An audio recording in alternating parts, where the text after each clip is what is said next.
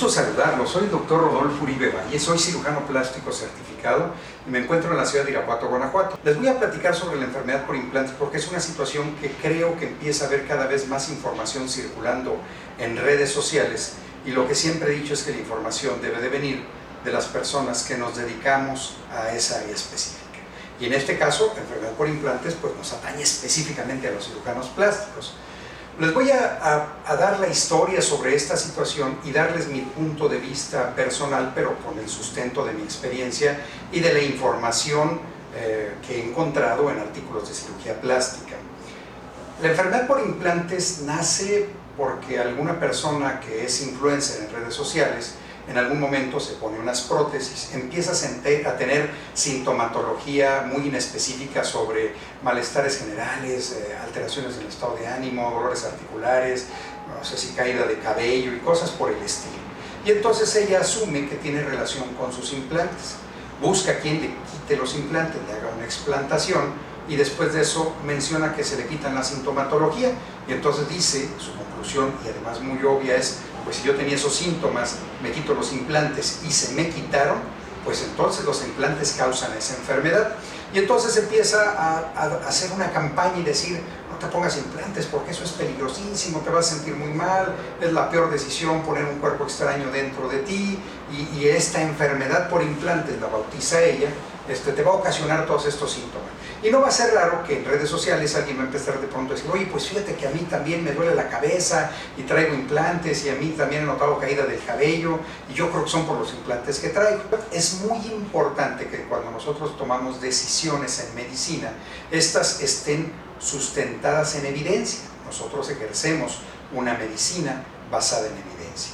Cuando fue cada vez este fenómeno más frecuente y las pacientes me empiezan a mí a cuestionar sobre la enfermedad por implantes, lo primero que hago es revisar la literatura médica para entender si había literatura al respecto de la enfermedad por implantes, y no había nada. Y los demás cirujanos plásticos empezamos a tener comunicación y decimos: la realidad es que no tenemos una evidencia científica que sustente una enfermedad por implantes, un término que nace en redes sociales y que nace en base a casos aislados y experiencias personales. Vamos más allá. ¿Cuál ha sido mi experiencia como cirujano plástico en pacientes que tienen prótesis? Porque finalmente tengo ya más de 20 años de ejercer la cirugía plástica, de haber puesto implantes y de haber tratado muchísimas pacientes con implantes y que pudieran haber tenido alguna enfermedad. Estaba yo en un congreso como ponente en el área de cirugía mamaria, y cuando termina mi ponencia nos reúnen a todos los ponentes y nos hacen una pregunta. La pregunta es: ¿consideran ustedes que existe o no existe la enfermedad por implantes? Había un ponente de Argentina, recuerdo, un ponente de Brasil, y estaba yo como de México. Entonces la respuesta del argentino es: creo que sí existe la enfermedad por implantes. La del brasileño, me acuerdo que la respuesta de él es: creo que sí existe la enfermedad por implantes, pero no todos los casos que nos reportan son como enfermedad por implantes. Y mi respuesta fue categórica: yo creo que no existe la enfermedad por implantes. Yo he tenido varias pacientes a lo largo de mi práctica, incluso mucho antes de que existiera la descripción en redes sociales de enfermedad por implantes, que se quejaban de cierta sintomatología y que pedían la explantación de los implantes considerando que era debido a eso.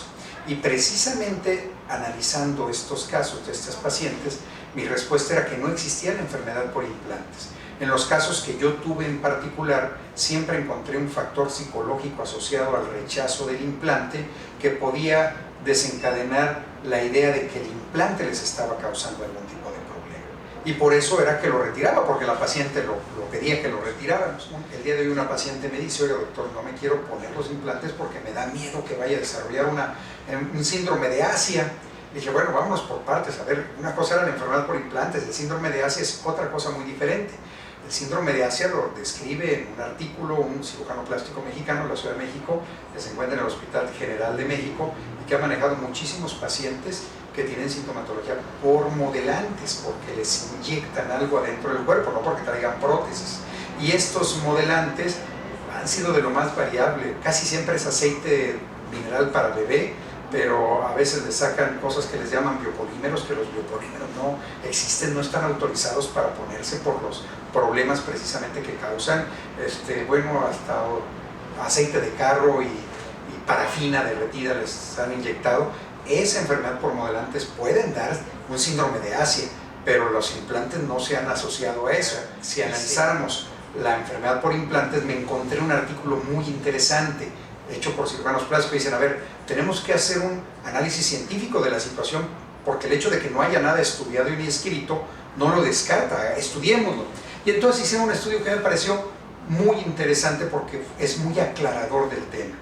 Ellos toman un grupo de pacientes con prótesis y toman un grupo de mujeres que no tienen implantes y les hacen un cuestionario, y en el cuestionario incluían preguntas como: ¿usted ha tenido sintomatología de dolor de cabeza, de fiebre, de caída de cabello, enrojecimiento de los ojos, dolores articulares, dolores musculares, insomnio?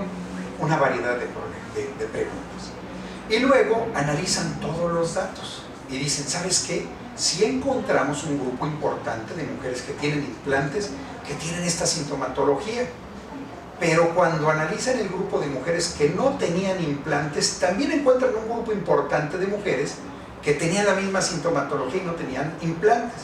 La primera conclusión que hacen del estudio es: no existe una diferencia estadísticamente significativa que nos diga que las mujeres que tienen implantes tienen más propensión a tener este tipo de sintomatología.